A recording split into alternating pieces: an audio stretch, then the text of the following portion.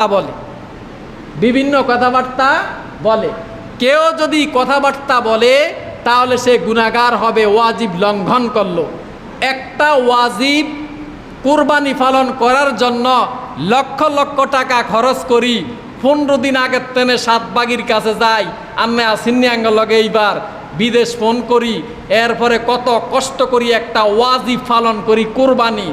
আর জুমার দিন ইমাম সাহেব যেই খুতবা দেয়, খুতবাটা শোনা ওয়াজিব, এটাকেও এমনভাবে গুরুত্ব দিতে হবে। যদি গুরুত্ব না দেন তাহলে সে অবশ্যই গুনাহগার হবে।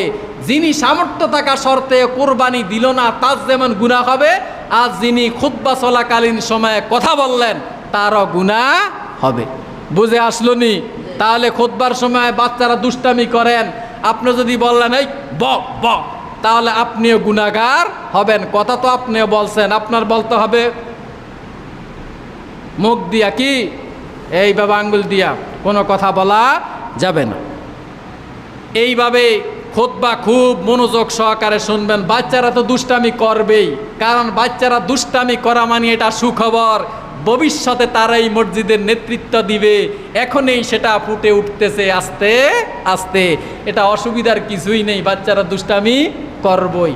বিদেশে বিভিন্ন জায়গাত বাচ্চা করলে আলাদা চকলেট আনে, বেশি বেশি মসজিদ আসেন আল্লাহ।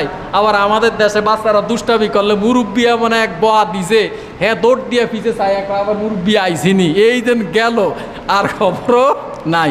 তাদেরকে উৎসাহিত দিবেন, এরই তো আগামী দিনের ভবিষ্যৎ। আবার এরা যে আমাদের সাথে মুনাজাত দেয়, দোয়া করে, আল্লাহ পাক ইচ্ছা করলে তাদের হাতের উসিলা আমাদেরকে কবুল করতে পারেন।